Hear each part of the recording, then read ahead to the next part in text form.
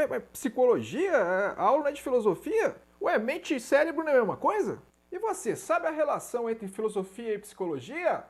Sabe a relação entre mente e corpo? Se você tem essa e outras dúvidas, venha comigo no nosso 5 Minutos de Filosofia.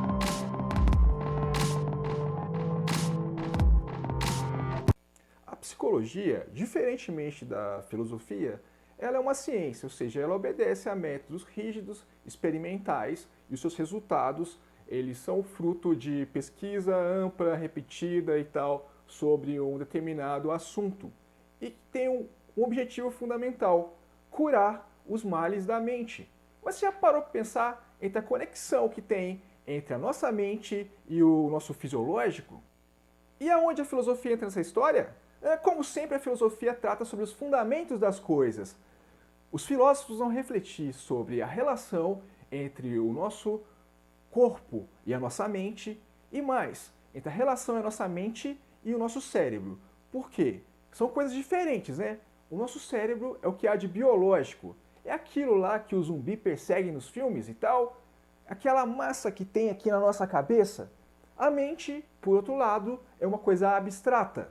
É uma coisa que você não consegue tocar. Desde René Descartes, passa a ser um problema filosófico essa relação entre o corpo e a mente, pois Descartes estabelece essa separação entre essas duas coisas. Recapitulando, Descartes é aquele cara que fala que você não pode confiar em nada que venha dos sentidos, né?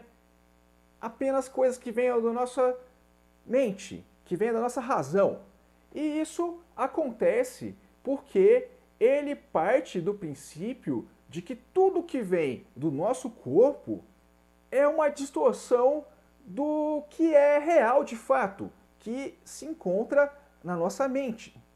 Continuando uma tradição que já existe lá desde Platão e tal, em que o que importa, o que há de seguro de fato, reside na nossa mente. Quando algo do nosso corpo influi na nossa mente, isso daí distorce a realidade e impede com que a vejamos da forma adequada. Então, pela primeira vez, alguém estabelece um dualismo entre a mente e o corpo, o que ele chama respectivamente de res extensa, que é o corpo que todos os seres têm, inclusive os inanimados, e a res cogitas, que é o pensamento, que é a consciência da nossa própria existência, que é algo próprio e específico do ser humano.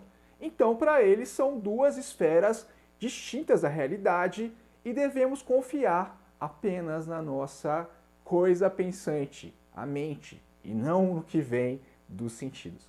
Afinal, o que nos garante que o que vem dos sentidos é realidade? Eu posso estar num sonho profundo, eterno, quem sabe? Ou posso estar vendo uma miragem, ou tem algum ser maligno aí que está me sacaneando e achando que eu estou vendo algo, mas esse algo não existe de fato. O nosso único porto seguro para Descartes, portanto, é a nossa mente, a nossa consciência.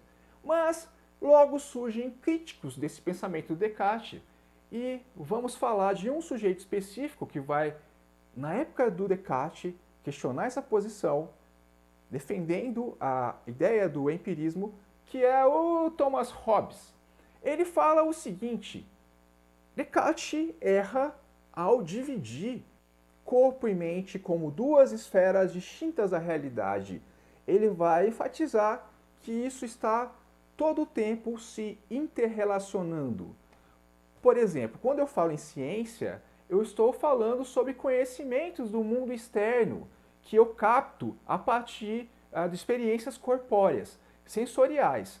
Então eu não posso falar como algo que é específico da minha mente.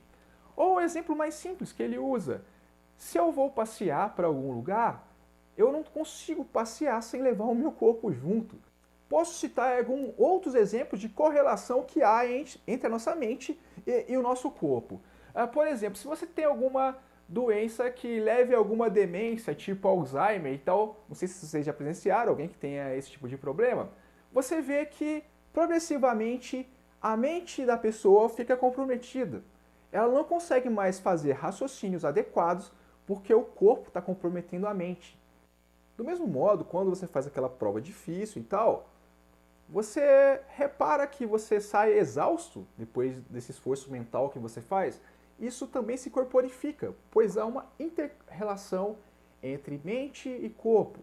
E é sobre isso que a psicologia moderna irá se debruçar. Basicamente o que eu tinha para falar por hora, pessoal. Até a próxima. Tchau.